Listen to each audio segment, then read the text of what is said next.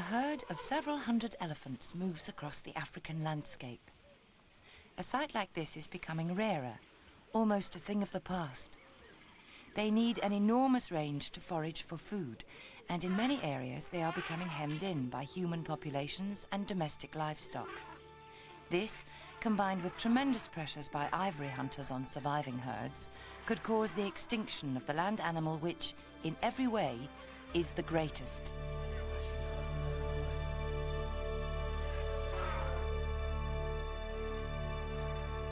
From the soles of its feet to the tip of its trunk, the African elephant is an incredible animal. Its feet support a weight of between 5,000 and 6,000 kilos. Each sole is covered with a thick, elastic, fatty cushion and can expand to spread the animal's body weight over a wide area.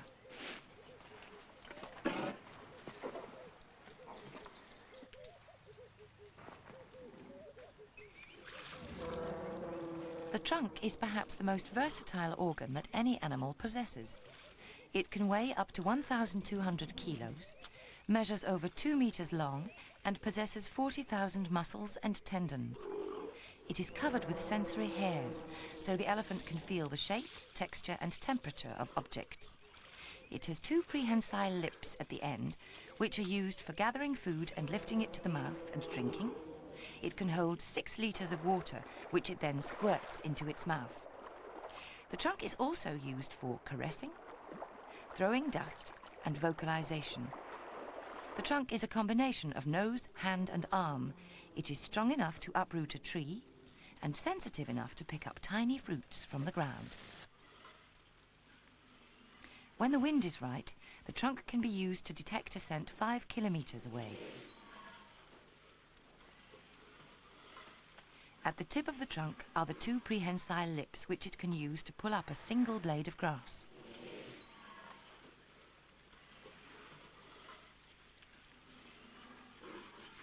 Even an elephant needs a little support for all that weight some of the time.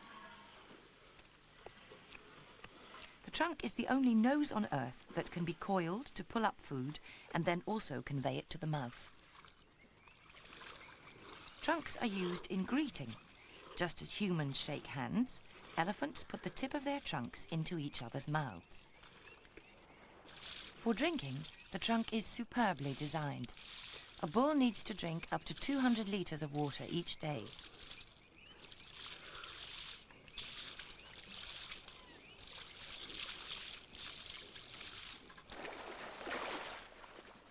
When water is in short supply, the trunk is often used in conjunction with a foot to dig beneath the dried-up riverbed.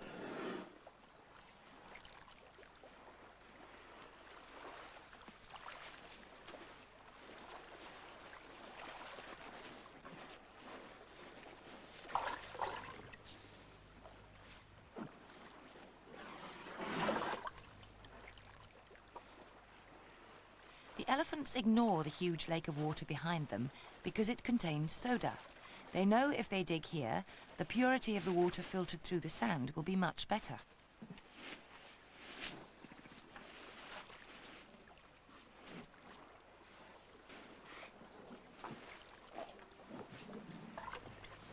Yet another use for the trunk, spraying mud onto the skin to protect it.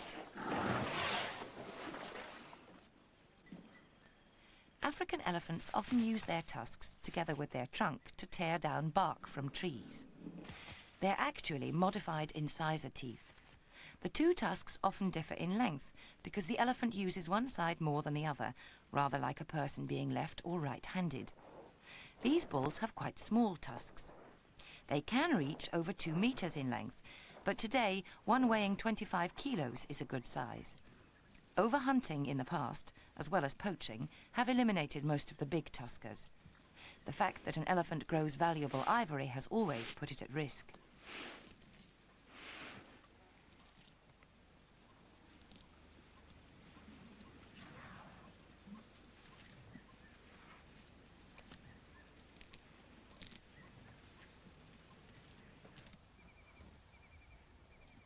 Another part of the elephant's anatomy which poachers used to make money was the end of the tail.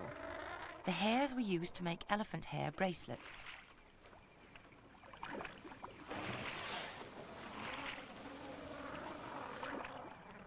The elephant uses its ears to regulate its temperature.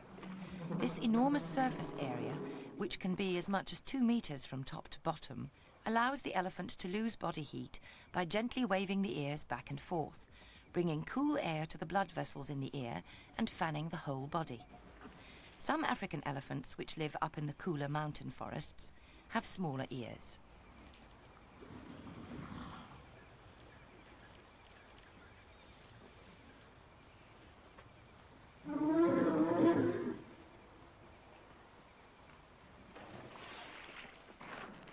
Ears serve another important function.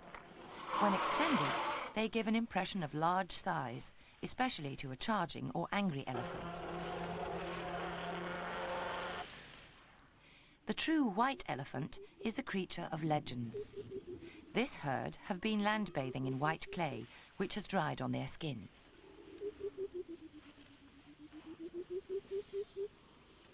The colour of an elephant often depends on the mud it last wallowed in. They often look red or black. The natural colour of all elephants is grey.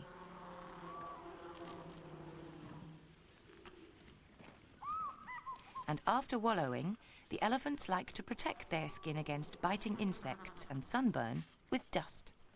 Again, the trunk comes into its own.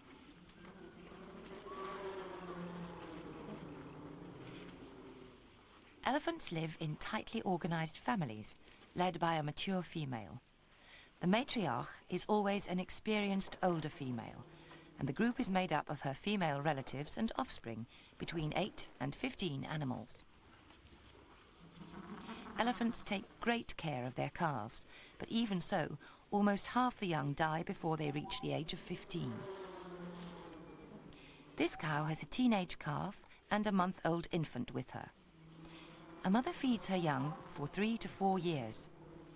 The calf uses its mouth, not its trunk, to suckle from one of the 2 nipples between its mother's forelegs.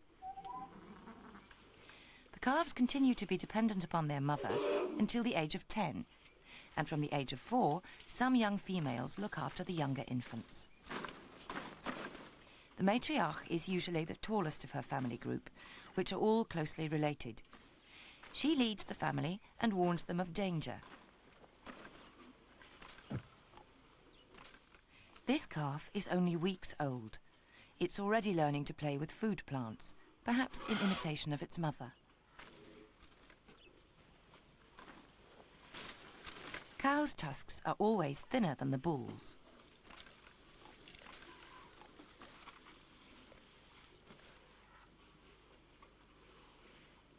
Young elephants need quite a lot of rest.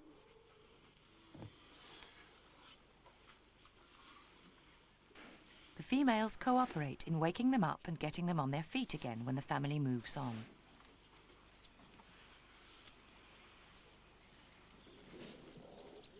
The matriarch has crossed tusks. She is constantly on the alert, and she even keeps watch over the rest of her family while they are bathing in a pool of mud.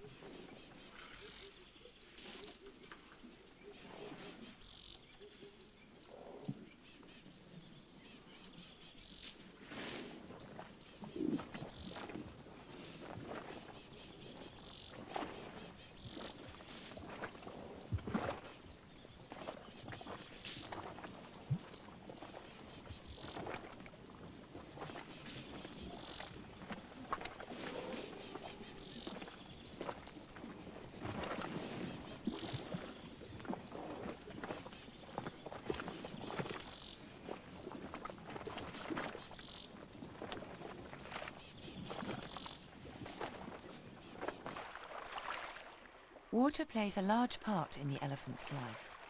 They spend a lot of time wallowing. They can swim and can cross a river without difficulty. When they have calves with them, they usually keep the young ones on their upstream side to prevent any chance of them being swept away in a strong current.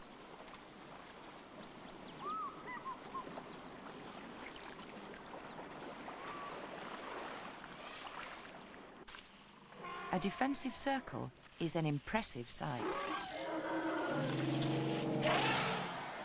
The matriarch makes an intimidating display if she feels her family, and in particular the young, are threatened.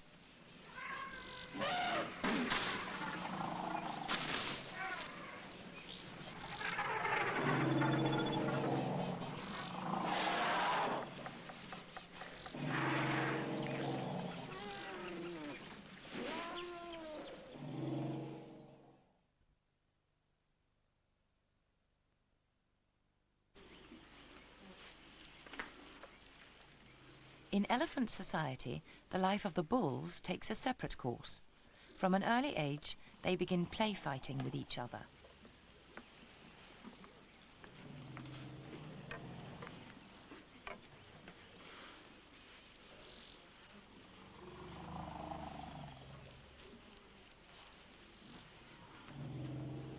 Eventually, they become independent of their natal group.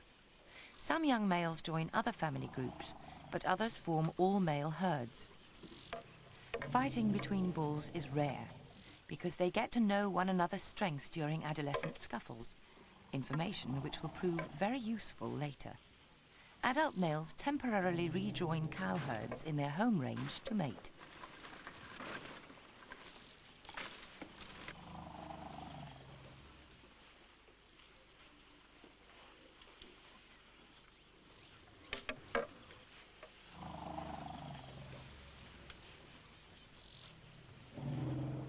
As young adults, the bulls often live in small bachelor groups. Contrary to belief, the bulls aren't normally as aggressive as the matriarchs, though there are exceptions. The way elephants feed and what they feed on has a considerable bearing on the future survival of the species. Like many successful large land animals, they're entirely vegetarian. This one is feeding on waterweed. They need to eat between 130 and 200 kilos of vegetation every day, from a variety of sources, including grass, tree bark, roots and fruits. They have always preferred high-quality grass, though browsing may make up a larger proportion of the diet, depending on the habitat.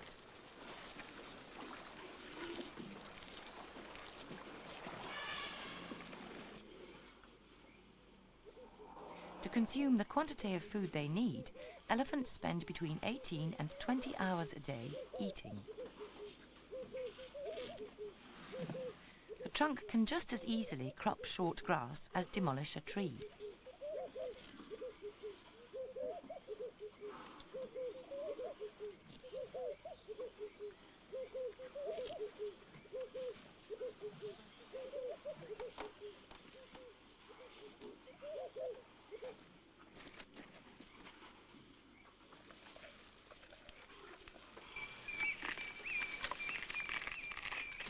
Trees such as acacia are high on the elephant's list of food items.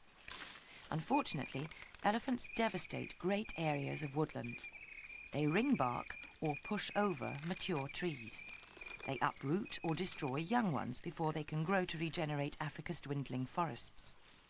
The forests are essential to both animals and man. Without them, erosion will accelerate. Without trees, other species of animals will disappear. Elephants have long been a problem in modern Africa. Confined and protected inside national parks, their movements and migrations limited by the activities of humans, some elephant herds are damaging their environment simply because there are too many elephants in too small an area. A big herd of elephants in a woodland they have already destroyed by ring barking. Perhaps there's something they need in the bark. Whatever the cause, once the bark is gone, the trees die. There's practically no part of a tree an elephant can't reach. Sometimes they push whole trees over with their foreheads, just to get at the fruits or nuts on the upper branches. A century ago, they had room to move on, and the forest could repair itself. Then, there was not the competition for land, food and water that exists between man and elephant today. This acacia tree is being gouged at the base, so that its bark can be stripped off and eaten. It may well die as a result.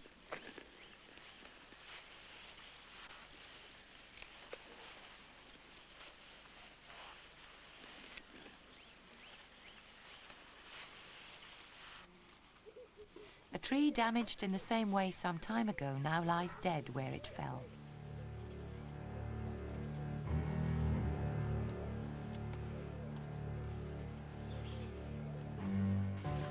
A series of similar woodland scenes from different parts of Africa, ranging from Uganda to Zambia. All the trees have died, and for the same reason: elephants.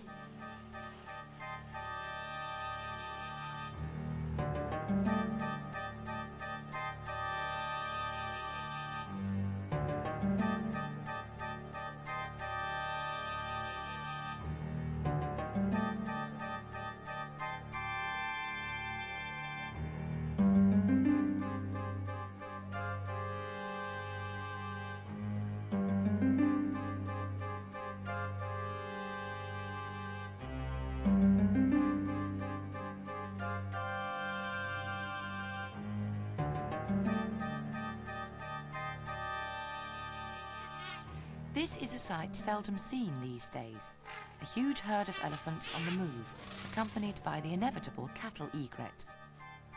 Elephants need to migrate over great distances to follow the changing seasonal availability of food and water. For thousands of years, they have always done so. In the past century, they've become hemmed in with roads, railways, towns, villages and farms. They've been hunted for their ivory and confined within national parks and reserves as safe havens, but these are not sufficient. They are destroying the land which is left to them, and the problem can only get worse. With human populations expanding at an alarming rate, and numbers in countries such as Kenya and Ethiopia set to double by the year 2020, does the African elephant have any future, except in small controlled communities?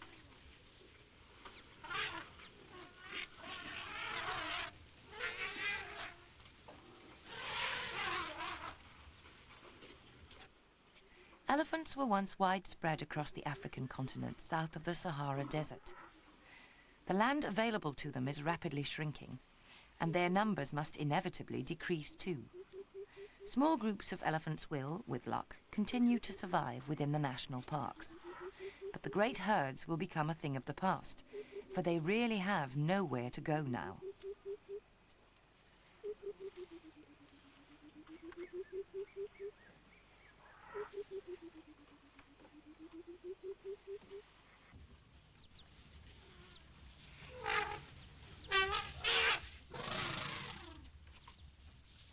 If they try to go somewhere outside the reserves, obeying that ancient migratory urge, the croplands have got to be protected.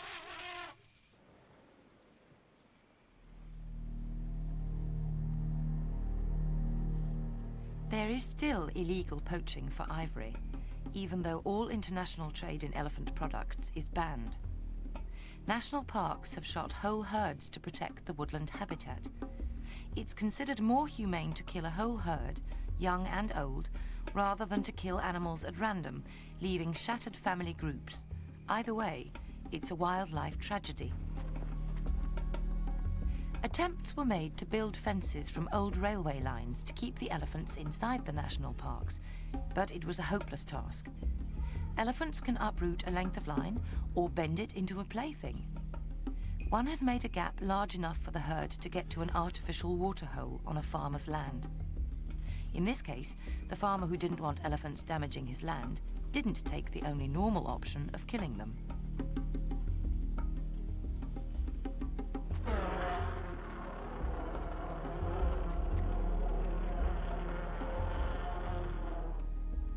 As this bull approached the waterhole, he found himself facing a strange and unfamiliar animal.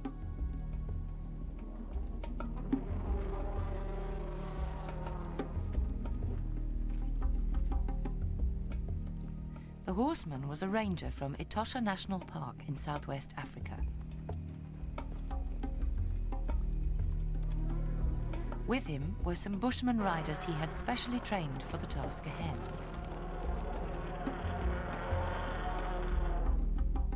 The idea was to herd the elephants back into the safety of the park by rounding them up on horseback, a novel method of elephant husbandry.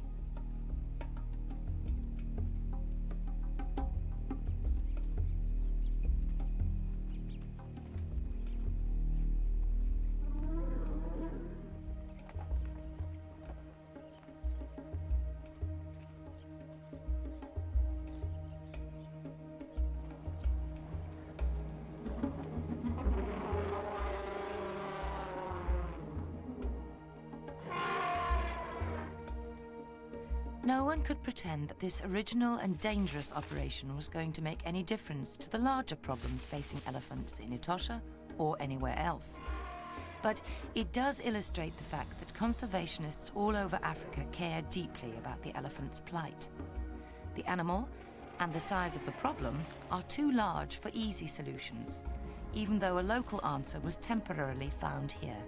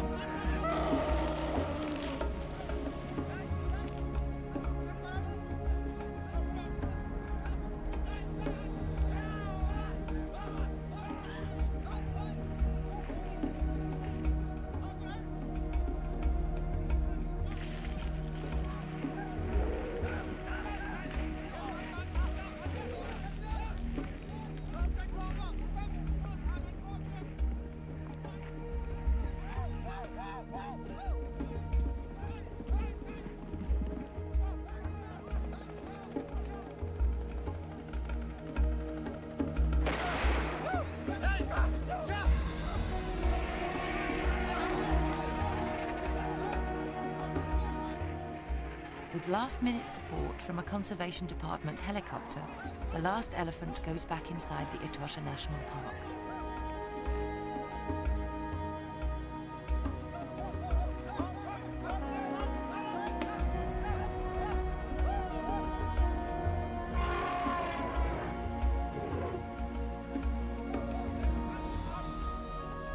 The last elephant. Fortunately, that stage has not yet been reached, but the fact remains that they are in danger of extinction. Mankind is causing species to become extinct every day. The elephant would be just one of the most highly visible ones. But these large mammals are indicators of a healthy environment, upon which our existence also ultimately depends. It may be inconceivable that the elephant could no longer be seen in its African homeland, but perhaps it's not impossible.